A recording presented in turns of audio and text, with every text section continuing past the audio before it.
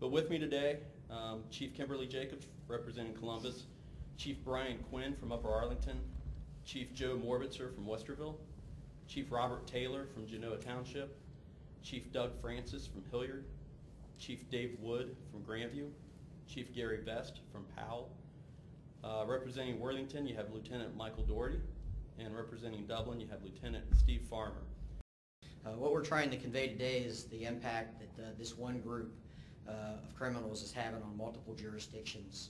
If you look at the map, you can see that these criminals are going from one jurisdiction to another jurisdiction.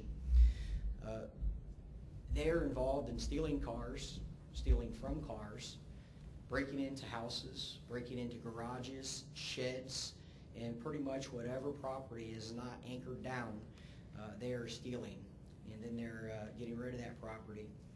So you can see that the effect from this one group has on just not our community, but several communities.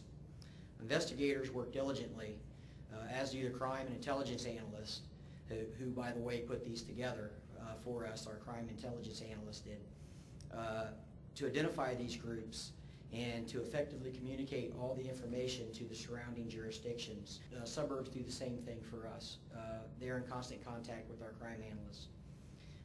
All law enforcement agencies in Central Ohio, and I've dealt with just about every one of them, care deeply about these types of crimes because often they lead to and are linked to other criminal activity such as violence, narcotics, specifically heroin, bath salts, and methamphetamines today.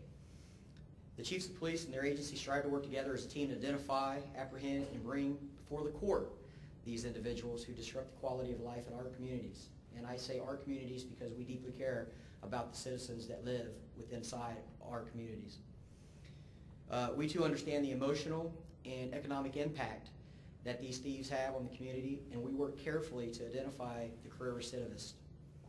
Career recidivists frustrate not only the community members, but also police officers on the street, investigators, and prosecutors. And they do so by having multiple arrests, sentencing guidelines that don't keep them in jail, and subsequent monitoring of these individuals are only a few examples. With the holidays rapidly approaching, law enforcement in Central Ohio, I want to stress the importance of good crime prevention techniques. I used to be the sergeant in the community liaison section, and I truly believe in block watches. There are 750,000 plus citizens in the city of Columbus and the geographical statistical area, more than 1 million people, and those are 1 million sets of eyes that can benefit us in stopping criminals from their activities. Know your neighbor, know your neighborhood, know who's supposed to be there, when, where, why.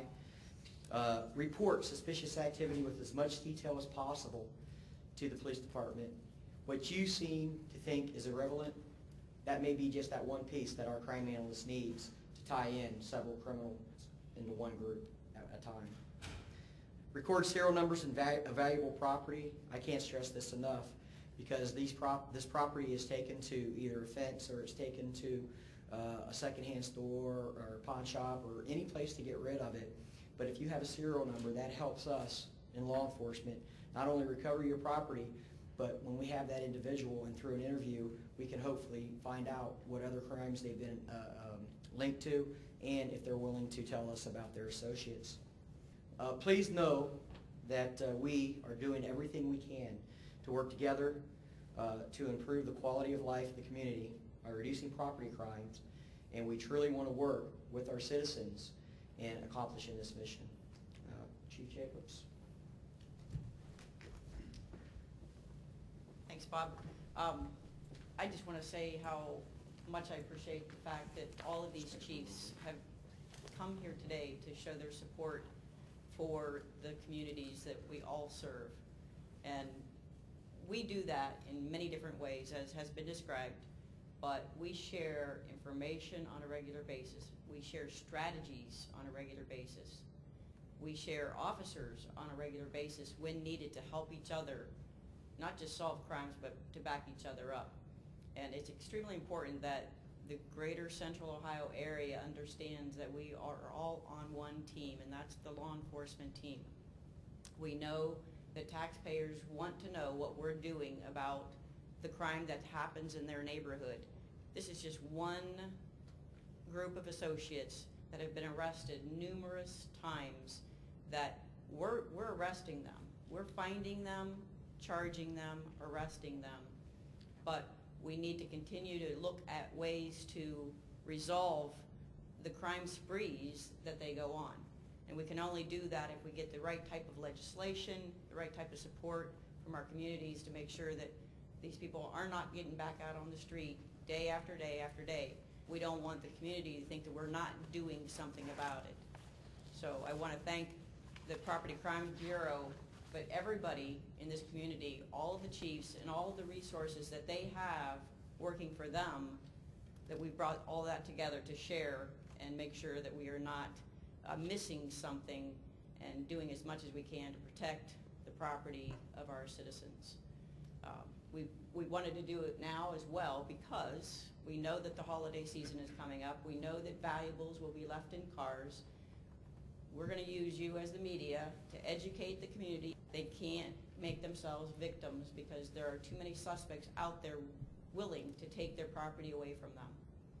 So again, great cooperation is going on, and I just want to thank all the chiefs for being here, and we'll continue to fight crime. Thanks, Chief.